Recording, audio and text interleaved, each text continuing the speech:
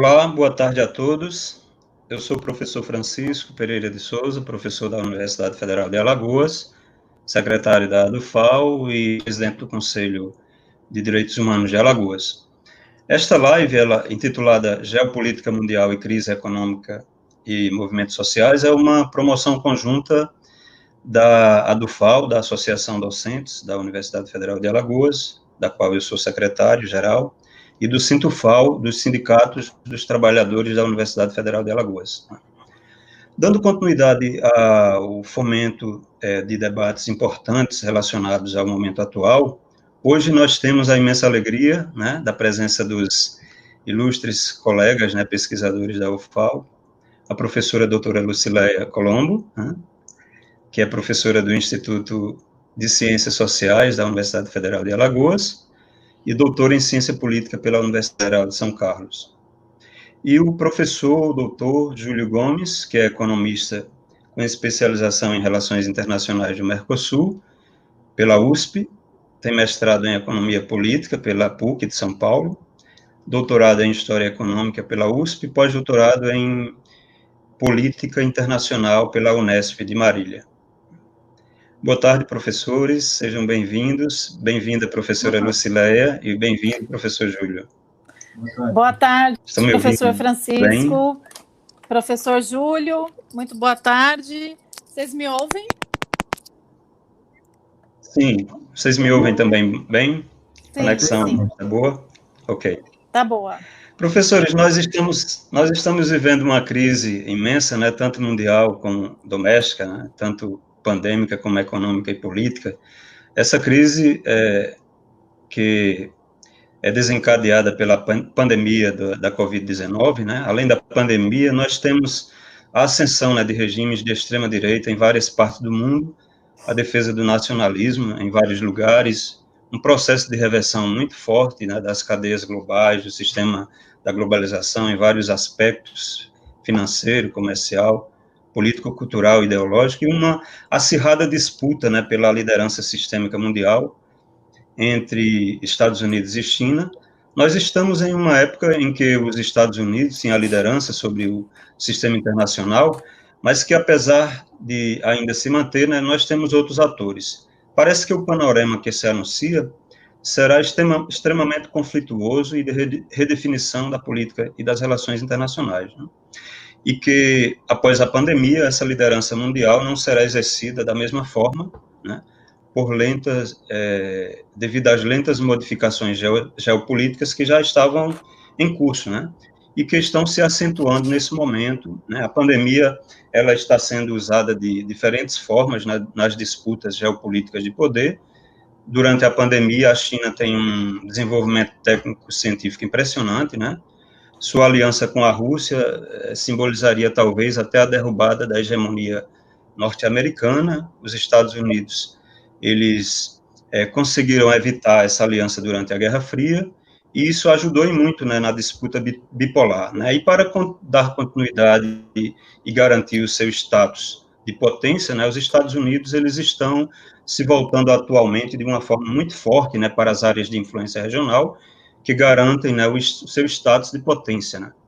Uma área que não se pode abrir mão nas disputas pela hegemonia mundial. Por isso, essa tentativa dos Estados Unidos, que vemos muito bem nas maléficas articulações com o governo Bolsonaro, de diminuir o espaço de influência da China no continente americano e de fazer intervenções pontuais dentro do continente americano para poder reduzir essa influência e aumentar o seu poder.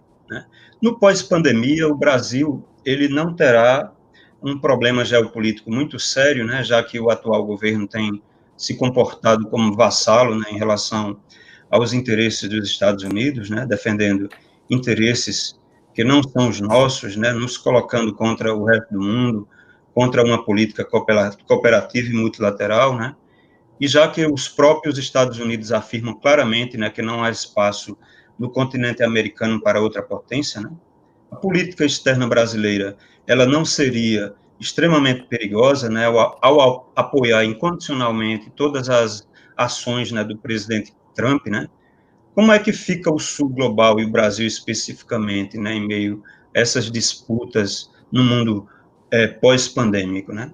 Por outro lado, os movimentos sociais, eles têm evoluído bastante, né, nos últimos anos, né, que antes era concebido como um vandalismo ou uma ação coletiva isolada, e hoje, né, deixou de ser algo isolado e passa a ser considerado reivindicações, né, de atores sociais que se reúnem para reivindicar uma pauta específica, né, em relação a políticas públicas relevantes, e nós vemos, né, vários atos, várias mobilizações políticas no mundo, nos Estados Unidos, aqui também, né, em relação às questões de racismo, essas questões de intolerância política, elas todas estariam interrelacionadas, professora Lucilé e professor Júlio, né? O que vocês teriam a dizer a respeito, né, dessas questões, né, que eu pedi a permissão, né, de colocar como introdução ao nosso debate, né? Tá certo, Sejam professor. bem-vindos. Muito obrigada pelo convite da Dufal, é um prazer imenso, acho que é um momento importante para nós pensarmos como que o mundo está mudando, com uma velocidade bem rápida, né? E a pandemia, ela trouxe algumas demandas, não só do Brasil, mas do mundo, que parece que estavam latentes, mas mais acomodadas. E agora esse incômodo ele se torna mais forte, exigindo posicionamentos governamentais também mais efetivos, né?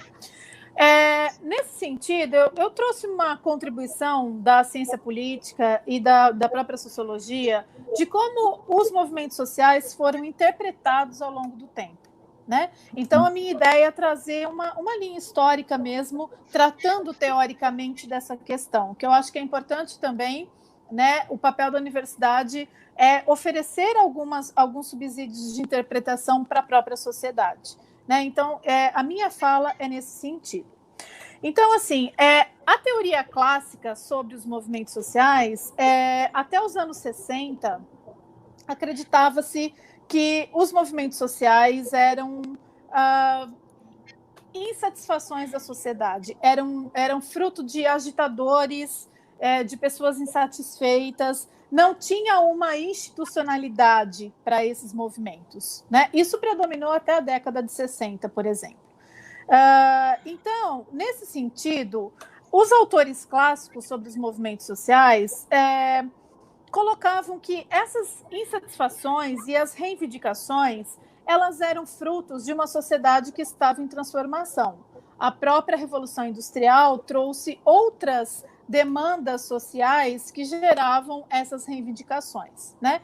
Então, a desorganização social e as mudanças sociais eram pontos de partida para que essas insatisfações tomassem escopo. Nesse sentido, os indivíduos que manifestavam, eles eram entendidos como desorientados nesse processo de mudança social que essa sociedade industrial gerava, né? Nesse sentido, então, os comportamentos coletivos eram frutos de tensões sociais inerentes às próprias contradições do capitalismo também.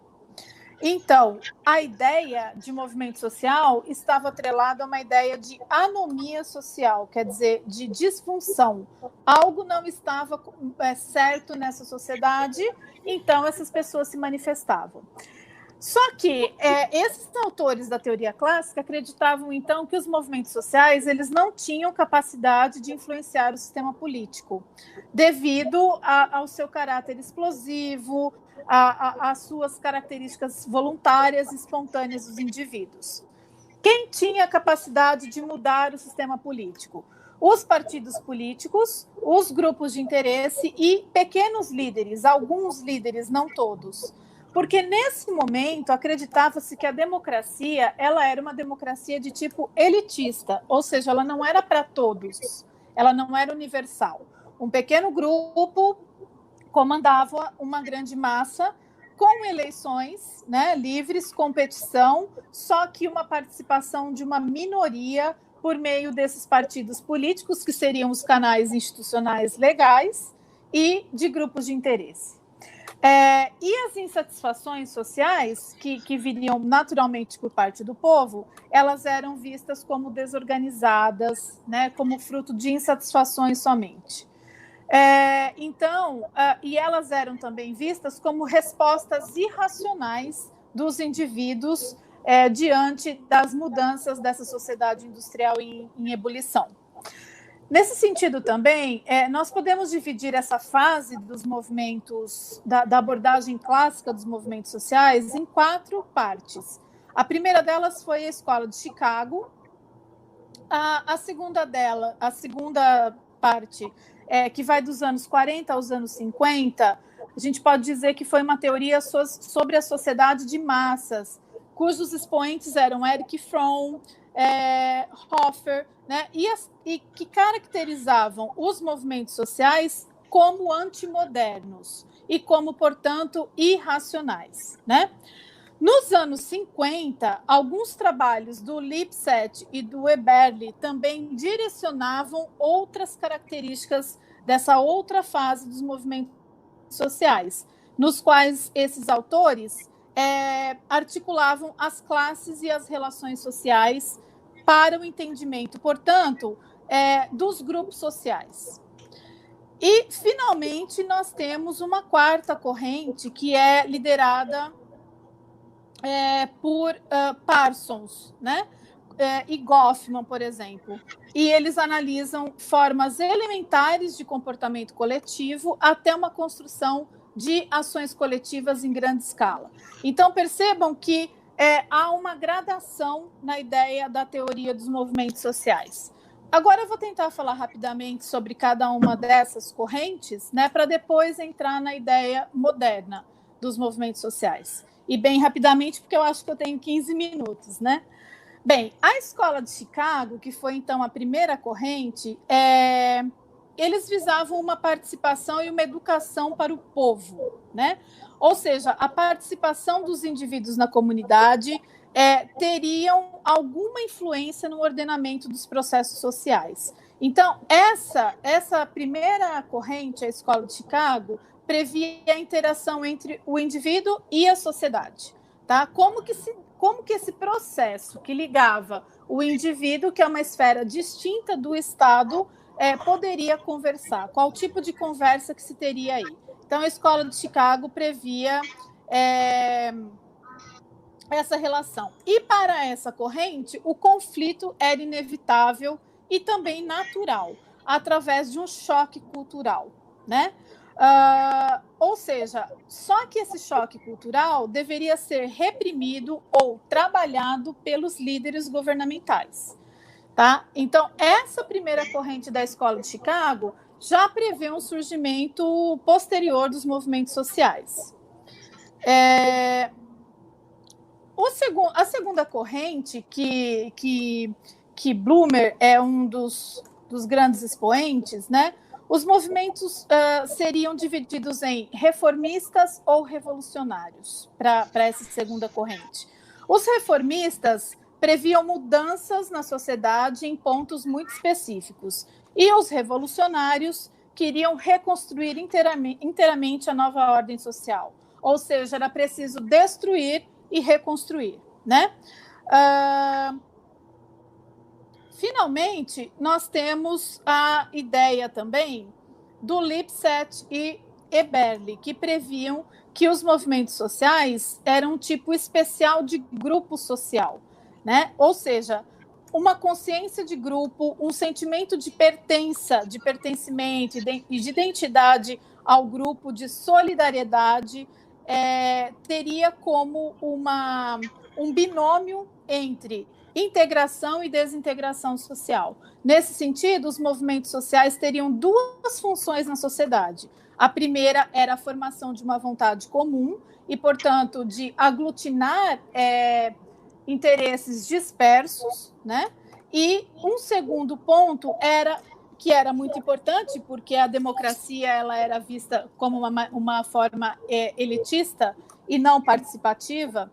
Então, um segundo ponto desse movimento era o recrutamento das elites políticas. Quer dizer, como os líderes eram recrutados, né? era preciso pautar esse recrutamento para a formação de bons líderes, já que o povo não participava de forma efetiva do sistema político. Bom, e finalmente nós temos uma quarta corrente, que seria o comportamento coletivo, né, sobre a ótica do funcionalismo. E surge Parsons, por exemplo, né, que diz que os comportamentos coletivos eles são originados em períodos de inquietação social, de incerteza, de mal-estar, de desconforto e de algo que está muito errado dentro da sociedade. Ou seja, a existência de uma ordem social que necessita ser controlada. E o não controle dessa ordem social resulta na sua completa desintegração. Então, o temor dessa teoria clássica dos movimentos sociais era o de que eles desestruturariam a ordem social que estava colocada. Ou seja, era uma ameaça ao sistema político e era uma ameaça à ordem social organizada pelas sociedades, né? Nesse sentido, essa abordagem clássica ela é substituída por uma abordagem contemporânea dos movimentos sociais que surgem a partir dos anos 90 com muita força, antes até dos anos 80, que tem uma outra função. A partir da demanda dos movimentos sociais, era possível canalizar a vontade da população para a produção de políticas públicas. Nesse sentido, os movimentos sociais passam a ser aquele apêndice que faltava para que a agenda de políticas públicas e, portanto, a agenda governamental contasse com a participação da população, que antes não participava ativamente desse processo.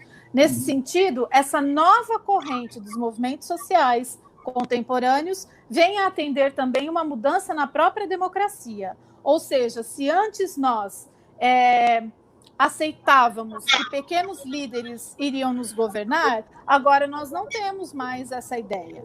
Agora, a democracia ela é entendida como algo universal e, portanto, para todos, né? E não é aleatório o fato de algumas políticas públicas bem específicas, por exemplo, como a de saúde, educação, necessitarem da participação política da sociedade. Os conselhos estão aí para nos dizer o quanto é importante ouvir, né, os usuários de políticas públicas para que a gente consiga melhorar essas políticas, para que a gente consiga produzir novas políticas e monitorar aquelas existentes. Nesse sentido, o movimento social ele ganha uma outra feição. Né? Ele é parte do sistema democrático, ele é parte do sistema político e ele é aquele canal que vai produzir boas políticas públicas. Né? Então, nesse sentido, essa revitalização da ideia da participação política dos movimentos sociais ganha também força com a luta na defesa das culturas locais, contra os efeitos devastadores da globalização. Então, aí entra, por exemplo, os povos indígenas, a luta desses povos, como que eles ficam diante das mudanças sociais, da urbanização, né? Como cuidar dessa população específica. Outro ponto importante que legitima os movimentos sociais é a própria ideia desenvolvida amplamente na administração pública, que é a ideia de accountability, ou seja, transparência. O povo pode e deve participar do processo político para exigir que os governos apresentem as suas contas, né? Que eles prestem contas dos seus atos. Então, outro ponto é a ética política e a vigilância sobre a atuação estatal.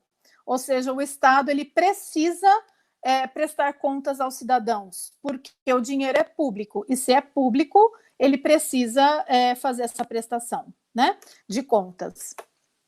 Outras áreas que também eram consideradas individuais, né, mas que agora passam a ser coletivas, pautas coletivas, dizem respeito às áreas do cotidiano que sempre foram permeadas por conflitos, como sexo, crenças, valores. Então, nós temos, por exemplo, o surgimento do movimento feminista, que começa a questionar por que as mulheres, por exemplo, não participavam dos processos políticos. É bem interessante uma ideia de democracia que um autor, um cientista político chamado Robert Down, ele faz, né? Porque ele tenta classificar o que são bons sistemas políticos. E ele pega o exemplo do Reino Unido, e ele diz o seguinte, olha, é considerada uma democracia estável, só que até então as mulheres não participavam do processo político. Então, em que medida nós podemos classificar como estável algo que deixa alijado do processo político vários setores significativos dessa sociedade, né? Então, nesse sentido, movimentos feministas, movimentos de religiões específicas também começam a tomar o espaço público, ou seja, a esfera pública, como aquela já delineada por Habermas, né? Ela tem uma outra ideia a partir da modernidade, a partir da contemporaneidade. Nesse sentido, há um novo entendimento sobre a própria ideia de autonomia. Ou seja, é preciso que o governo tenha projetos para incluir os grupos sociais que são diferentes ou divergentes dentro da sociedade, né?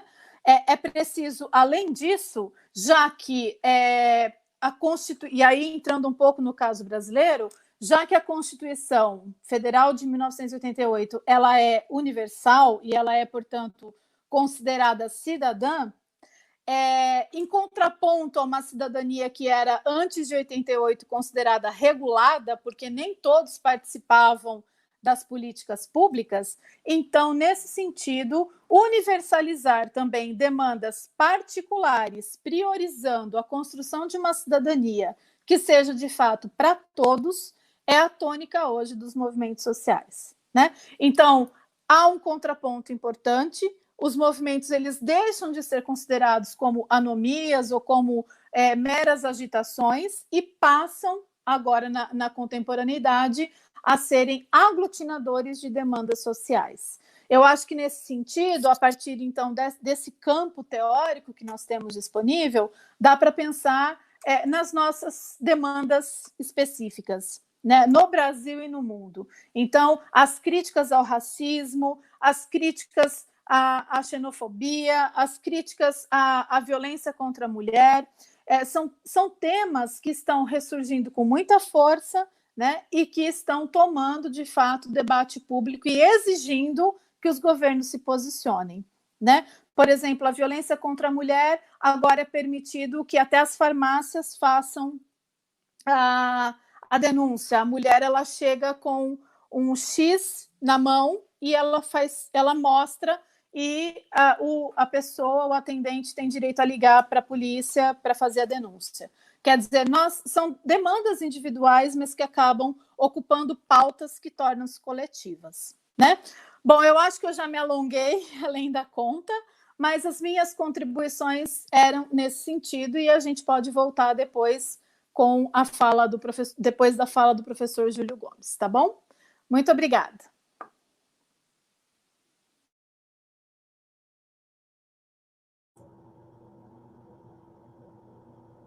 Bom,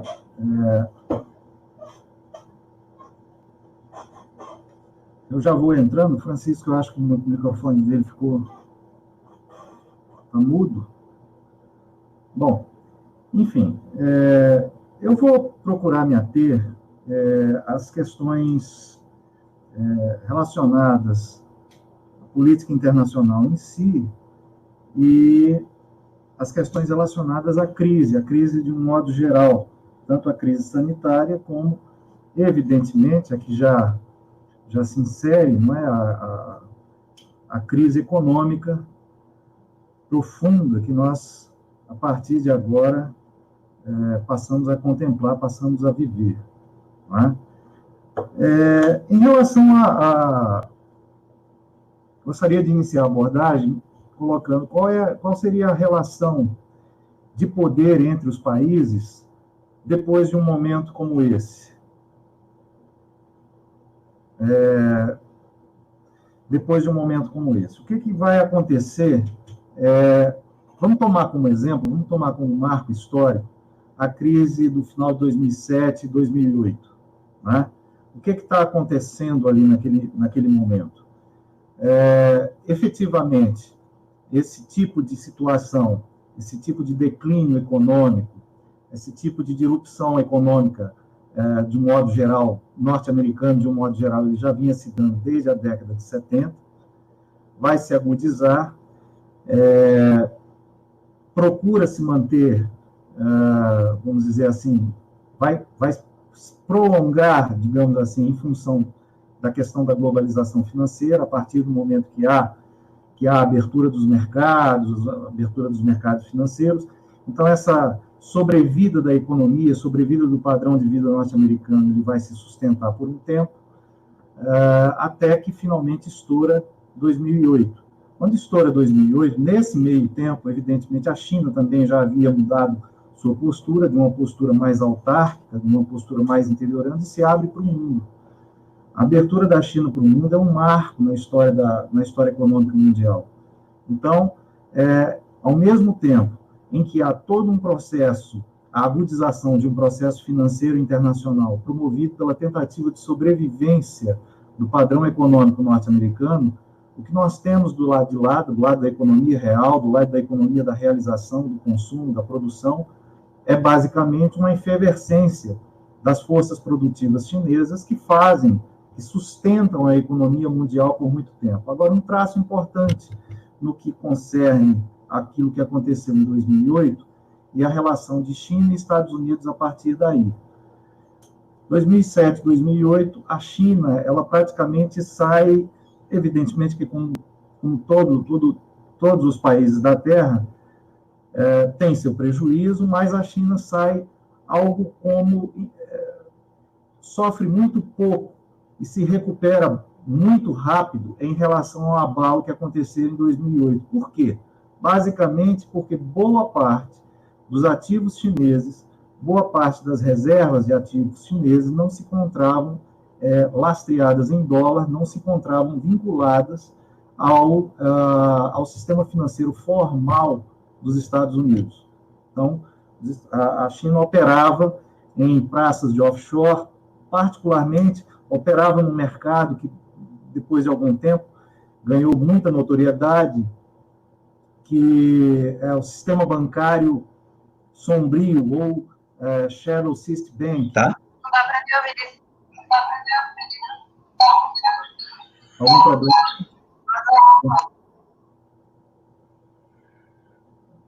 É que eu estou ouvindo um eco aqui da sua fala? Não, né? Tá. Então, passa a operar nesse sistema, passa a operar em cima dessa oportunidade. Então, basicamente, as reservas chinesas, quando eu me refiro a reservas, não estou me referindo necessariamente a reservas oficiais, mas reservas dos bancos estatais, reservas das empresas estatais chinesas, elas foram meio que guarnecidas, ficaram protegidas do impacto direto que a crise de 2008 trouxe ao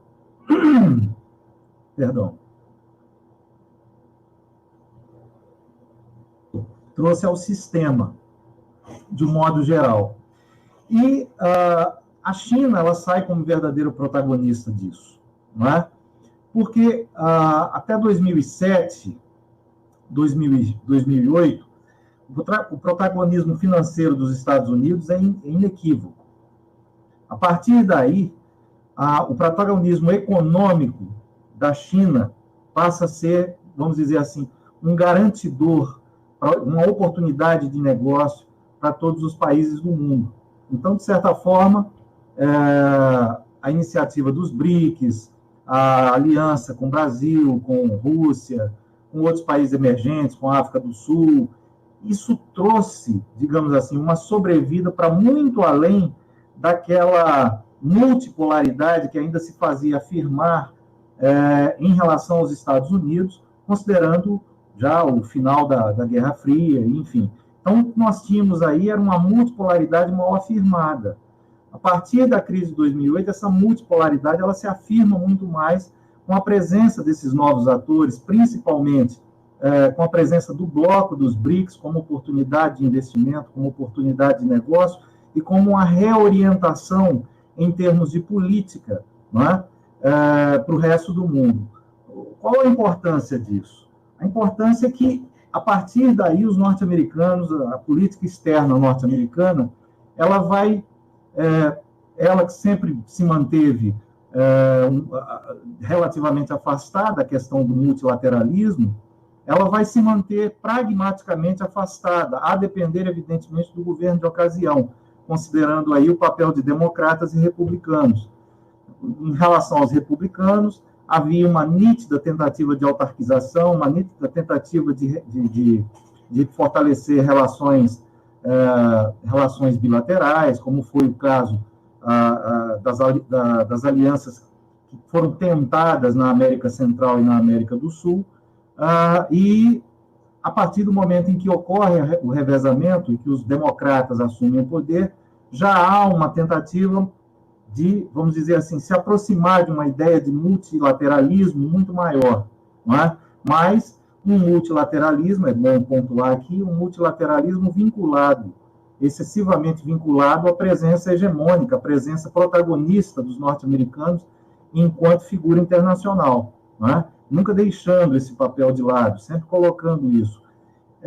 Esse tipo de situação, ele vai permitir, vamos dizer assim, uma sobrevida norte-americana e uma sobrevida do resto do mundo. Uma sobrevida norte-americana porque, basicamente, os governos norte-americanos, a partir daí, vão priorizar muito mais a reconstrução do seu sistema bancário, né? De certa forma, concentrando muito a renda, concentrando muito as iniciativas de recuperação em cima de setores evidentemente elitizados da sociedade americana e da própria economia norte-americana, e que, de certa forma, grosso modo, nós podemos apontar como uma das causas para aquilo que está se dando hoje, não é? Para a eleição de Donald Trump, para a volta dos republicanos dentro do seu aspecto mais conservador, que é o governo Trump.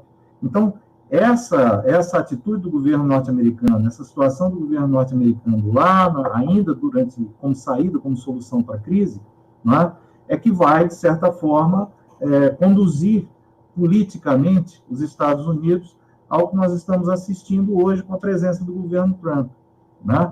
Por outro lado, no caso dos blocos da Europa, de modo geral, e dos BRICS, de modo geral, da União Europeia e dos BRICS, de modo geral, há uma tentativa clara de proceder a uma multilateralização, um diálogo muito mais transverso entre os países. Aqui no Mercosul, por exemplo, várias foram as iniciativas e tentativas de aproximação com a União Europeia, várias foram as tentativas de aproximação do próprio bloco dos BRICS com a África, por exemplo, né? O Brasil, particularmente, durante muito tempo, pelo menos durante o último governo, os governos do PT, procurou se aproximar muito, estabelecer relações muito mais próximas, muito mais aquecidas, as chamadas relações Sul-Sul, né? entre países periféricos. Então, esse tipo de situação ele vai se dar de uma maneira de forma muito crescente, enquanto que os órgãos, aí vamos falar um pouco disso também, a multilateralidade fechada nos órgãos do sistema ONU, os órgãos que descendem dos arranjos institucionais de 1944, vão ficar meio que escanteados. Então, você tem, evidentemente, a prevalência de atores que fogem completamente desse circuito do sistema ONU, passa a haver uma multilateralidade, mas uma multilateralidade onde não houvesse tanto pragmatismo, principalmente dos Estados Unidos, considerando a força dos Estados Unidos dentro desse sistema ONU.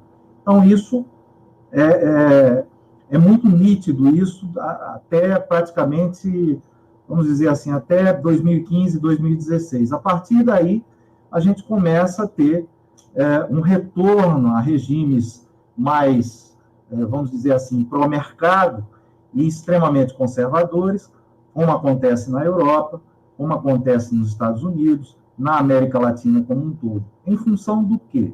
Em função de vários fatores. Um deles, eu diria para vocês que, sem sombra de dúvida, como consequência da crise de 2007, 2008, a gente vai ter um aprofundamento de... Só um dos fenômenos ficou muito claro, mas um aprofundamento de movimentos migratórios muito intensos na Europa. Esses movimentos migratórios, somados às iniciativas de soerguimento da Europa, vão fazer com que renasça ali no interior da Europa todo um movimento de xenofobia, todo um movimento de nacionalismo exacerbado, não é? Pelo lado dos Estados Unidos, algo semelhante vai acontecer lá também, não é? Ou seja, de onde vem essa direita, de onde vem esse conservadorismo? Vem exatamente da crise que atinge principalmente os países da América Central e que fazem também crescer movimentos intensos, movimentos migratórios intensos em direção aos Estados Unidos, fazendo também crescer todo um xenofobismo, todo um nacionalismo exacerbado, abrindo espaço para a construção de uma ideia de um republicano de visão extremamente conservadora, como é o caso do Trump, do Donald Trump. Bom, e aqui na América Latina, de uma certa forma, nós também temos o esgarçamento disso. Aqui existem várias teorias, a gente pode... Eu não quero aqui entrar naquelas que são menos... academicamente menos confiáveis, como as que assentam a influência dos norte-americanos no Brasil, embora eu não a abandone completamente, não é? Mas, enfim, eu acho que a gente tem que trabalhar com... nesse caso, o método de investigação ele exige o fato concreto, né? Ele exige a fonte concreta, então isso ainda é bastante duvidoso, mas, de certa forma, não abandona essa possibilidade. O que realmente existe no Brasil é em função da nossa formação social, em função, aliás, da formação social da América Latina como um todo, no Brasil particularmente. Nós vamos ter o quê? A presença de populações, a presença de segmentos sociais que antes não participavam do processo político, do processo decisório, que antes não participavam da vida cidadã enquanto realizadores de uma produção, passam a ter uma produção mais vinculada a esses mercados.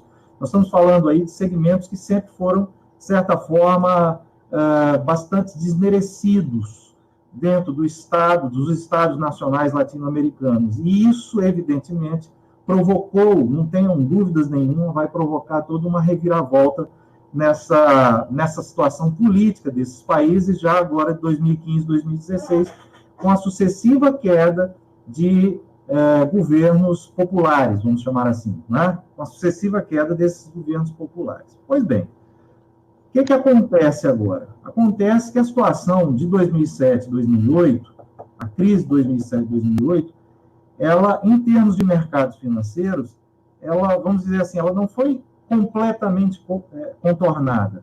Aquilo que eu coloquei, que eu mencionei antes, dos mercados paralelos, dos mercados fora de circuitos oficiais, a semelhança daquilo que a China já vinha fazendo há algum tempo, esses mercados, a partir de 2008, eles só fazem crescer. Para que vocês tenham uma ideia, hoje opera, em termos de valores, nesses shadow system banks, opera algo em torno de 147, a última cifra que eu tive notícia foi algo em torno de 147, 143 trilhões de dólares dia, algo como 40% da circulação de ativos mundiais. O que significa isso? Significa que, basicamente, todos os países, os investidores, as burguesias mundiais no mundo inteiro, começam, já de algum tempo, evidentemente que esse movimento aumenta muito de 2008 para cá, a retirar seus ativos de sistemas nacionais, de sistemas sob controle de alguma autoridade monetária, e começam a colocar em sistemas não oficiais, que, evidentemente, numa situação de crise, tem o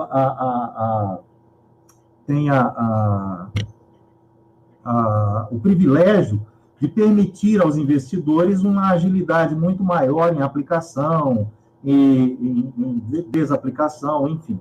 Não é? Isso é o que vem acontecendo. Só que a situação foi atropelada agora. Não é? O que nós temos, nós já tínhamos uma situação financeira internacional que se avizinhava, nós já tínhamos uma situação, uma economia mundial que tentava se equilibrar dentro desses parâmetros, né? Com a cotação do dólar, por exemplo, em alta praticamente no mundo inteiro. O Brasil não é referência para isso. No Brasil acontecia, além dessa tendência altista do dólar, acontecia, evidentemente, situações internas que favoreciam, que potencializavam esse movimento, mas nós vamos ter essa situação de elevação do valor da moeda norte-americana exatamente por esse comportamento de fuga contínua desses mercados oficiais, né? De certa forma, o PIB do mundo inteiro não conseguia ser algo virtuoso, no sentido de passar em torno de passar de uma variação que fosse superior a 3%, de uma média geral, você tinha uma ampliação de PIB mundial em torno de 1% a 2%, ou seja, uma situação de, vamos dizer assim, ainda não de um colapso, mas não uma situação confortável, e que, pelas previsões que se faziam, pelas melhores previsões de mercado, eu diria que o mercado é uma coisa que toda hora você tem uma previsão, né? Exatamente diante desse aspecto multifacial da doutrina econômica, mas, de qualquer forma, uma coisa muito comum a eles é que algo pior do que acontecer em 2008 estaria para acontecer a qualquer momento. A crise sanitária apenas antecipou essa situação, e antecipou de maneira muito brusca, vamos dizer assim, né? Então, o que nós estamos vendo aqui é uma perspectiva de uma ruína econômica internacional que vai beirar, em média, algo em torno de um decréscimo de produção internacional na ordem de 10%. Isso é muito sério.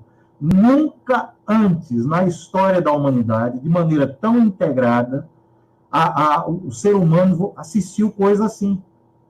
Então, o que nós estamos vendo aí é uma perspectiva muito concreta, muito séria, tá? De muito desemprego, de muita miséria, de muita... Enfim, todos os padrões do nosso sistema.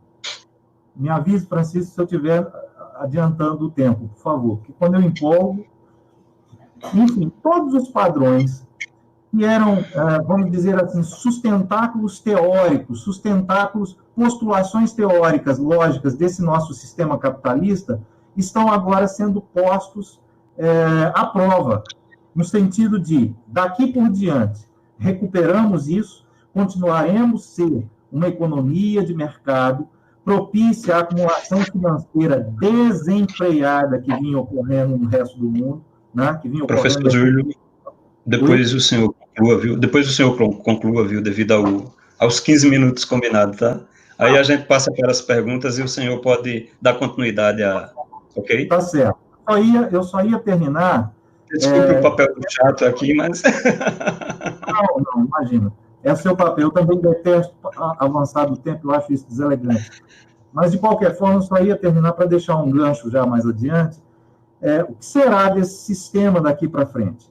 O que será da ordem de poder daqui para frente? O que será da multilateralidade? Nós vamos ter mais ou menos multilateralidade?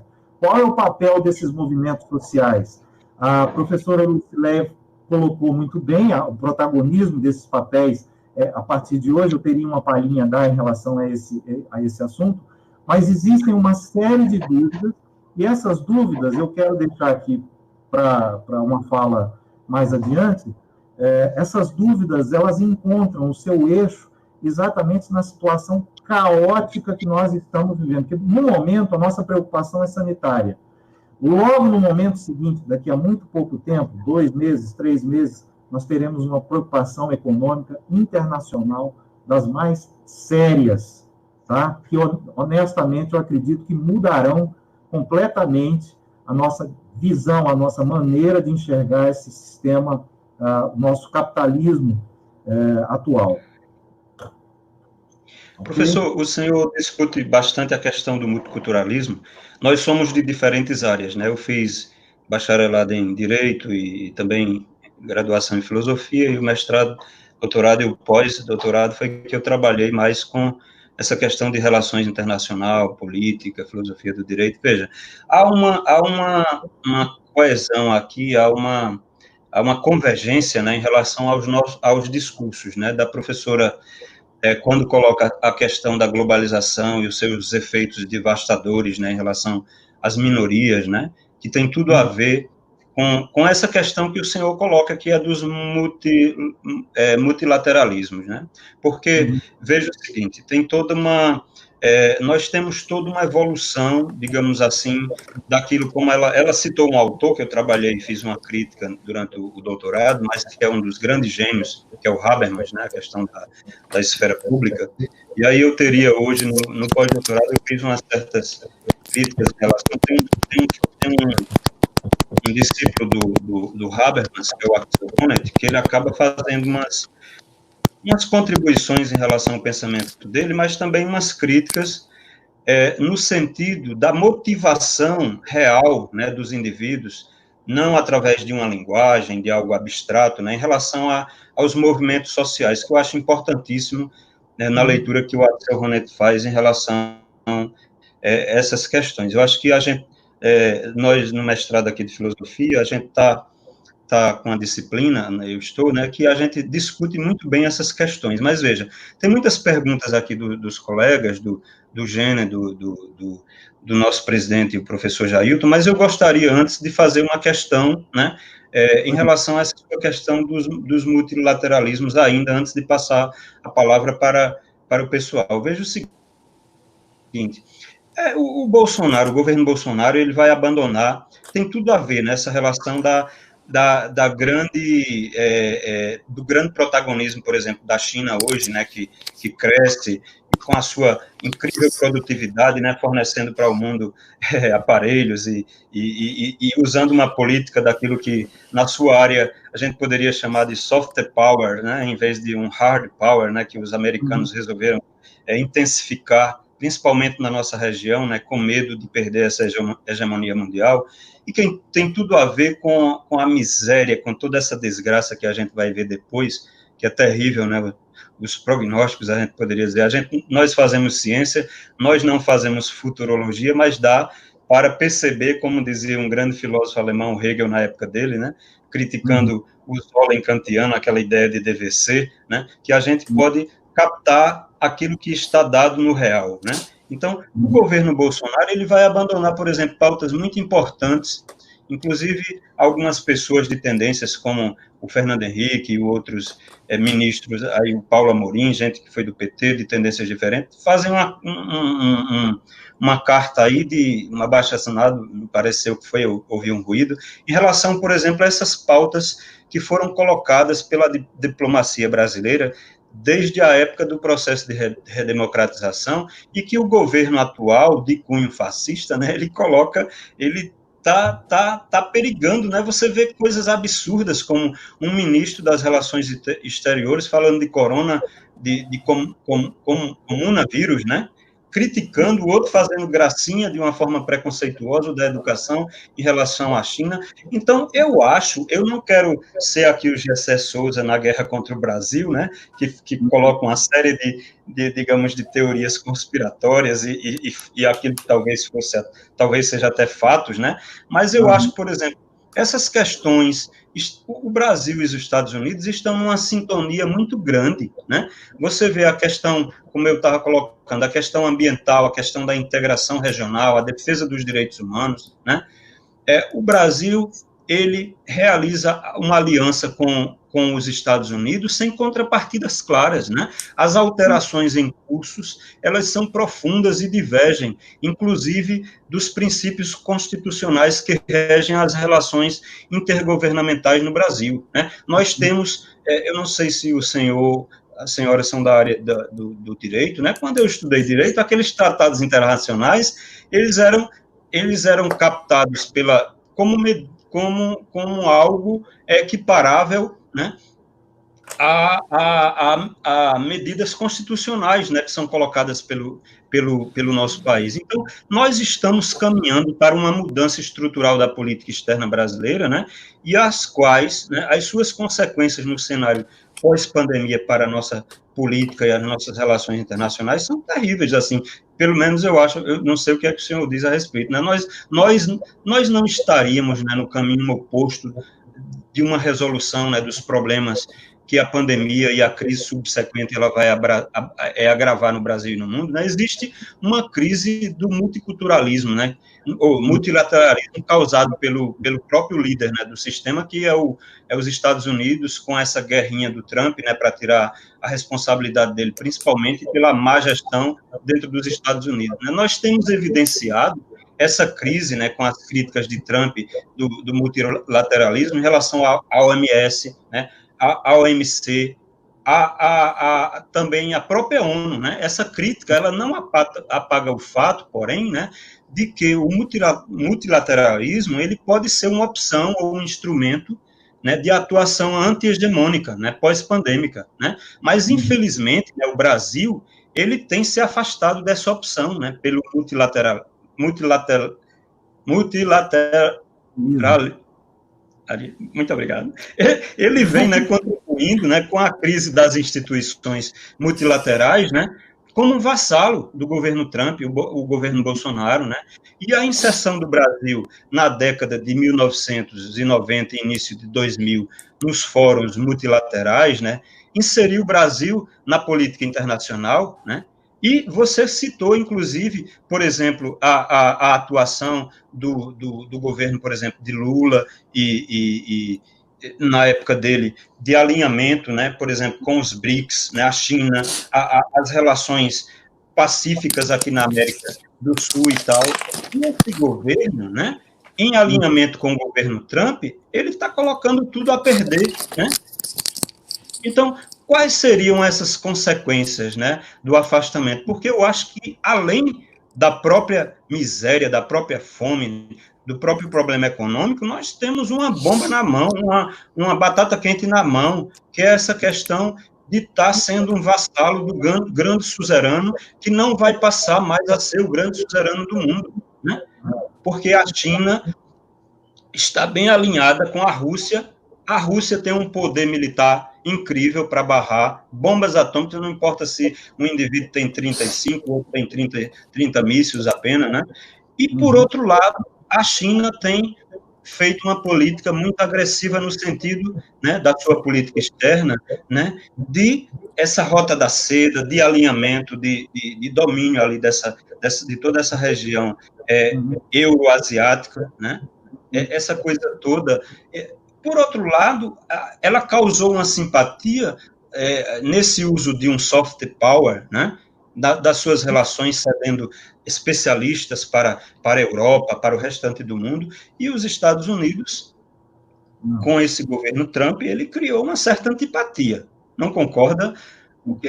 Me desculpe a professora, assim, mas eu acho que também tem tudo a ver com essa questão, né? Porque tem tudo a ver com o desenvolvimento multilateral pós-Segunda Guerra, né? Em relação à própria defesa dos direitos humanos, que vem defesa de direitos humanos das mulheres, dos índios, dos ribeirinhos, multinacionais dos Estados Unidos e outros países que detonam com a população local, né? E nós temos, né, todo um sistema, uma rede. Eu sou presidente aqui do Conselho Estadual de Direitos Humanos, desde o Conselho Local, até a Corte Interamericana, até a ONU, até a Corte Europeia, há toda uma articulação multilateral que é importante, né? Mesmo que não tenha um poder de força, como as leis positivas de um Estado nacional, né?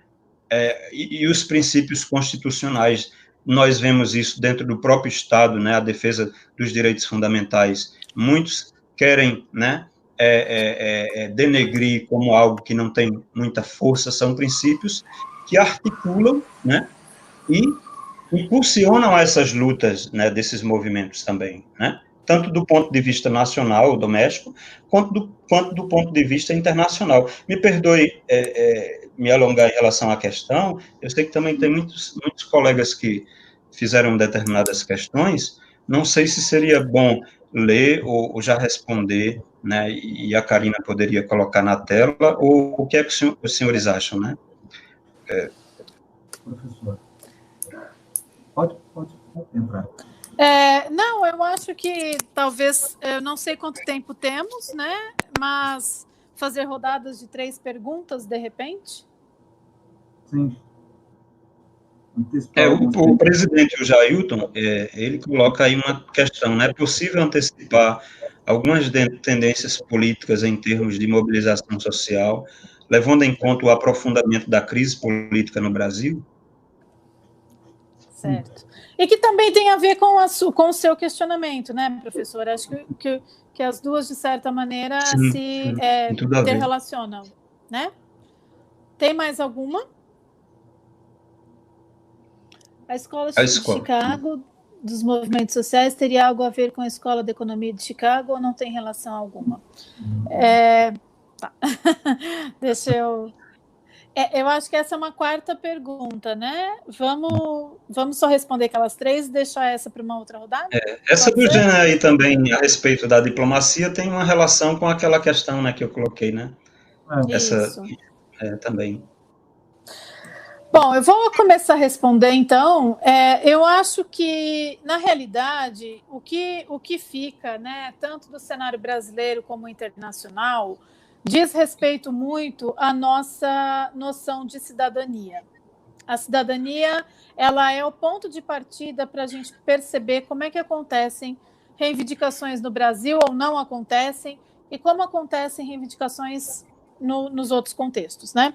Muitos estudiosos sobre a cidadania, como o próprio José Murilo de Carvalho, né, que fez um estudo detalhado sobre a cidadania do Brasil, ele vai dizer o seguinte: bom, como é a cidadania plena, né, aquela que foi desenvolvida na Inglaterra e que é considerada a melhor do mundo?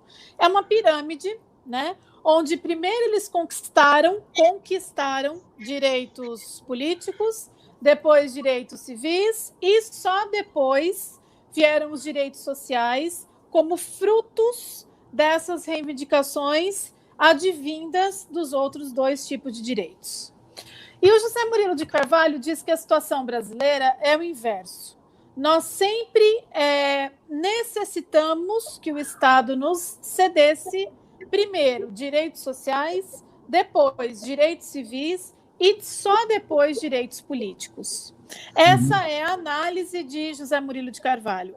Na concepção dele, portanto, a nossa pirâmide estaria invertida, né? Ou seja, os direitos sociais, eles sempre estão na base de toda a reivindicação. Se nós analisarmos, por exemplo, as jornadas de junho, né, de 2013, o que foi aquele movimento? O que significou aquele movimento para o Brasil? Né? Todo mundo saiu à rua, as pessoas tomaram as vias públicas, né? Primeiro era a reivindicação do aumento de transporte e depois tomou uma proporção que era por causa de tudo, né? Todas as demandas, era melhoria na saúde, na educação, na habitação, no transporte. Então, na realidade, nós temos no Brasil hoje o despertar de uma outra maneira de pensar a política. E aí, entrando já nessa pergunta do professor Jailton, né? Quer dizer, a polarização, sem dúvida nenhuma, ela causou uma desagregação completa da via política como aquela que consegue resolver os dilemas da sociedade. E isso é muito grave.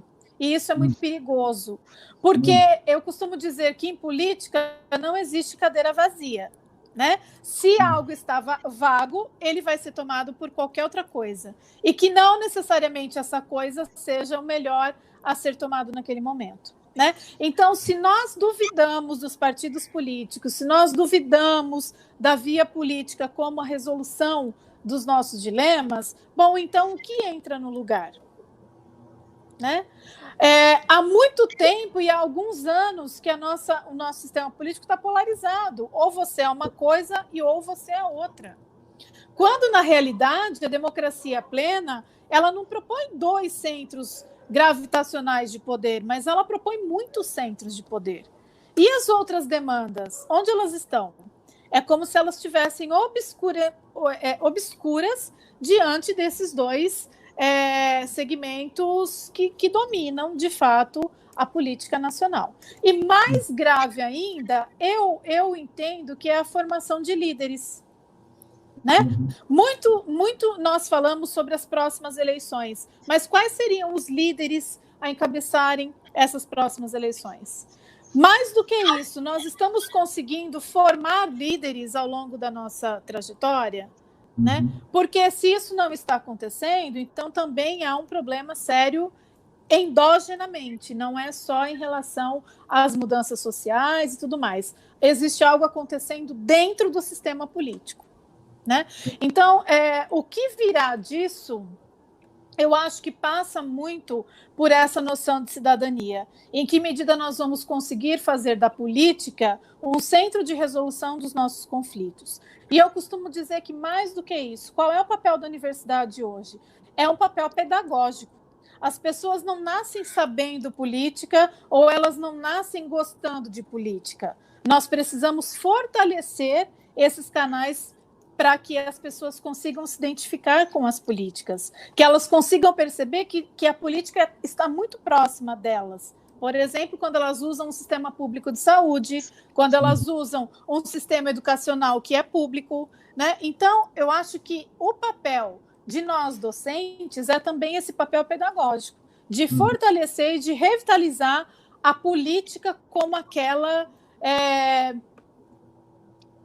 não aquela que a gente costuma ver vulgarizada recorrentemente nos meios de comunicação, mas a boa política, o bom debate público. Eu acho que um pouco dos nossos dilemas e dos nossos conflitos passam por aí, né? Passam por essas resoluções. Em relação à escola de Chicago, que eu não anotei o nome da pessoa que perguntou, mas... Foi o Jenner, professor Jenner. Jana? Jenner. Tá. Jenner. Tá, Jenner. Professora, eu não conheço a escola de Chicago da economia, né? Professor, conheço... né? Professor, desculpa. Conheço muito superficialmente, na verdade, mas, na verdade, dentro da sociologia, a escola de Chicago ela tem características muito específicas, tá?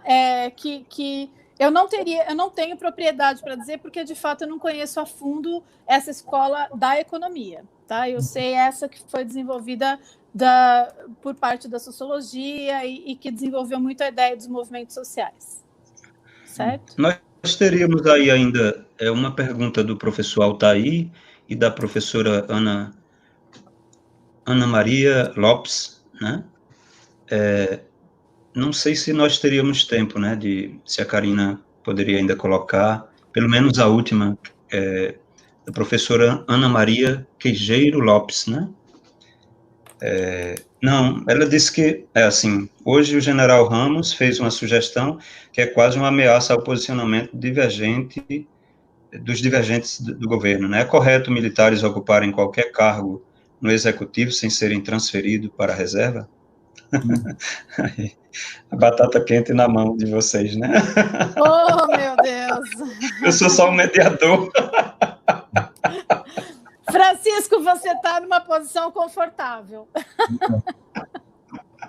Não, eu confesso para você, analisar qualquer aspecto do atual governo brasileiro, para mim, eu confesso para vocês que eu tenho uma tendência muito forte a não recorrer mais à teoria, aquilo que a gente conhece, a academia. Eu acho que está mais afeito ao ocultismo, coisa do gênero, né? Porque é muito complicado você fazer... É uma coisa muito distópica, é algo muito fora do padrão, fora da curva, completamente. Você começou falando da questão da diplomacia no Brasil, eu acho que a professora Lucileia também tocou no assunto. Não existe, nunca houve, nada, absolutamente, isso eu garanto para vocês. Na história do Brasil, enquanto Estado Nacional, nós nunca tivemos uma posição internacional como a que nós hoje temos. Nunca, jamais. Nós nunca tivemos diplomatas, líderes, autoridades que se posicionassem da maneira como esses se posicionam. Isso é uma coisa para ser anulada da memória da gente, apagada, a menos que a gente queira, e eu acho isso importante, né, fazer uma espécie de justiça de transição no futuro, é muito importante, né?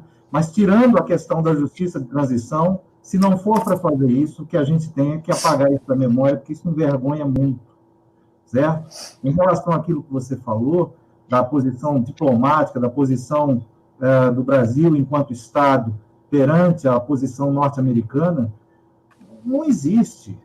Em termos de relações internacionais, qualquer relação, eu me refiro, vou colocar nem tanto quanto relações internacionais, que é algo mais abrangente, mas relações diplomáticas, não existe nenhum posicionamento, ninguém senta numa mesa, sabe? Não existe negociação diplomática, você sentar numa mesa e oferecer de cara alguma coisa.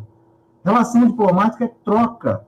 Você coloca os seus interesses na mesa, colocam qual seria a posição do seu interlocutor, qual o posicionamento, o que ele quer em troca, o seu interlocutor coloca, mas não se dá nada de graça.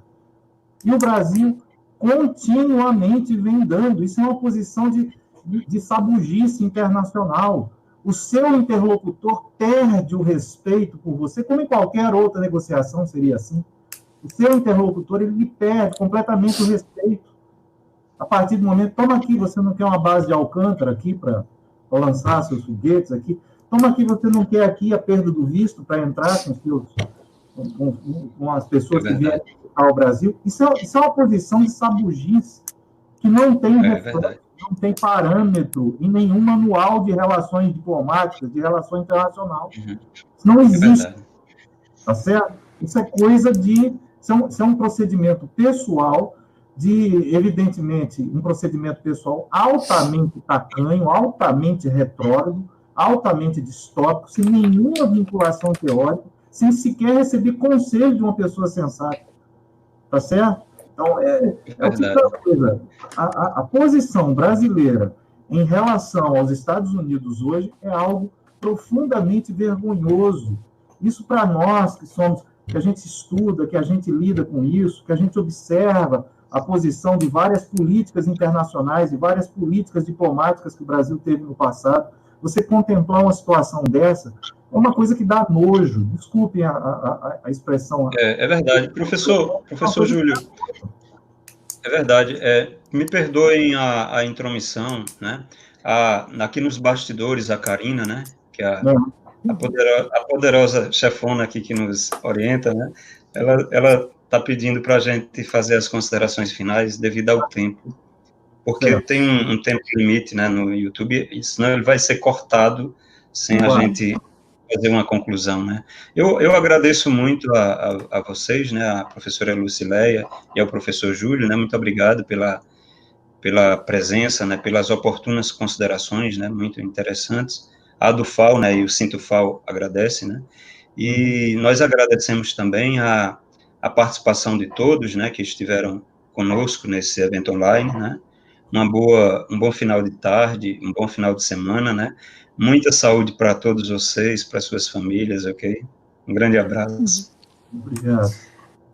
Obrigada, Francisco, obrigada pela oportunidade desse debate, né, espero que a gente continue mais vezes em outras oportunidades. Isso mesmo. Né?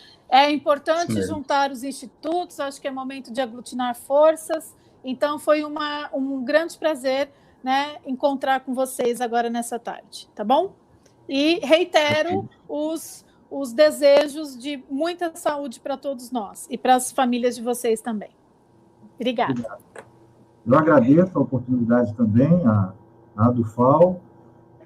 Não conhecia a professora Lucileia, confesso que foi um prazer muito grande, um gosto muito grande. E, enfim, a gente tem que interromper quando estava no melhorzinho da conversa. É verdade. Né? Eu me coloco já... Vamos manter o contato, né? São Claro. contribuições de áreas diferentes, mas muito importantes, né? Eu me coloco à disposição de vocês para outros debates em relação a isso. Eu acho que essa conversa dá muito pano para manga diante do que está acontecendo. A dinâmica dos fatos hoje em dia é uma dinâmica muito intensa, né? Então, assim, seria muito bom que a gente pudesse voltar, e eu fico, já, de antemão, já fico à disposição de vocês, agradecendo e desejando, da mesma forma, saúde para todos nós. Claro, todos nós precisamos de saúde, todos nós podemos pagar por saúde, mas, principalmente, meu desejo profundo é de que a população de Alagoas, a população do Brasil, a população mais pobre, ela não sofra tanto, não padeça tanto com o que está acontecendo, com tudo isso que está, com toda essa omissão que nós estamos assistindo. E, enfim, meu desejo é de que a minha casa realmente está protegida, a nossa também, né? de vocês, enfim, mas é uma preocupação muito grande. Saúde para todos, eu acho que é o meu desejo mais profundo nesse momento. Grande abraço a todos. Tá certo. Abraço.